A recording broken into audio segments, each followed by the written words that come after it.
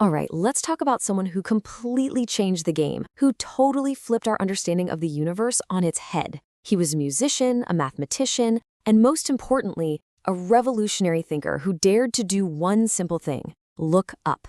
This is the story of Galileo Galilei. So this brings us to the big question, right? The one at the very heart of Galileo's life. I mean, put yourself in his shoes for a second. Imagine you see something with your own eyes that tells you everything you've ever been taught is wrong.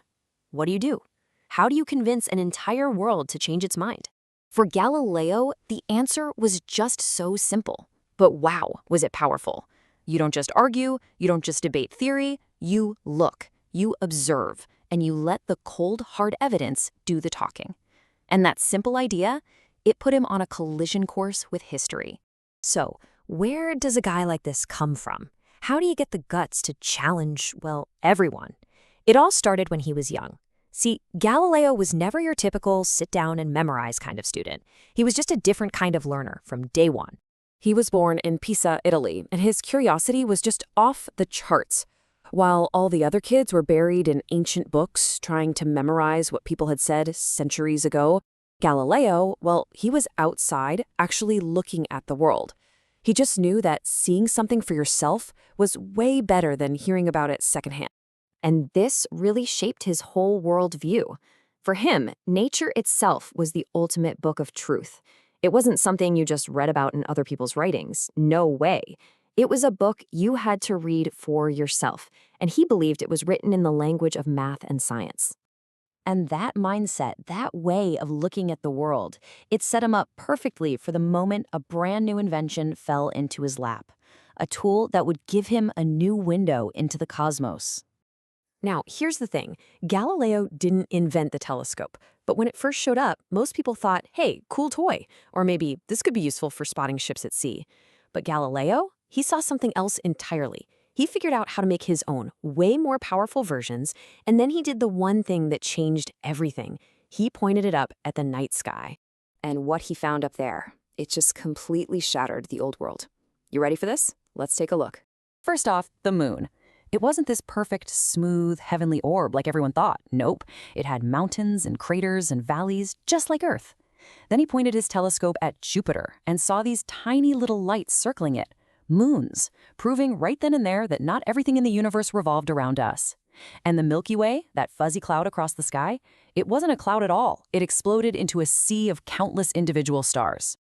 This was huge. It wasn't just some neat fact for a science book. It totally changed how we saw everything. The heavens weren't some perfect, unchanging ceiling anymore. They were a real place, a dynamic space, filled with other worlds. Okay, so this is all incredibly cool, right? But it was also incredibly dangerous, because every single thing Galileo was seeing directly contradicted what everybody had believed for over 1,000 years. And that's where the real conflict began.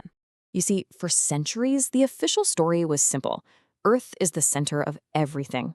Period. The sun, the planets, they all circle around us.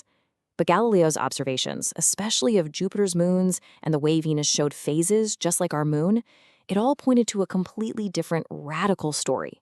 One where Earth was just another planet going around the sun. And this, for me, is the most incredible part. He was pressured, he was threatened, and eventually he was put under house arrest for the rest of his life. And for what? For saying what he saw, for choosing the evidence from his own telescope over dogma. He stood by the truth no matter the cost. So, why do we still talk about Galileo today? It's not just for what he found, but for how he found it. That's his real lasting legacy. You know, we call him the father of modern science, and that's not just some fancy honorary title. It's because he literally gave the world a new toolkit, a new way to figure out what's true, moving us away from just trusting old authorities and towards a new standard of proof. His method, his whole process, is actually super simple when you boil it down. Step 1, ask questions, be curious. Step 2, test your ideas. Don't just assume you're right. And step 3, and this was the real game changer, trust your experiments. Trust what you observe, no matter what anyone else says.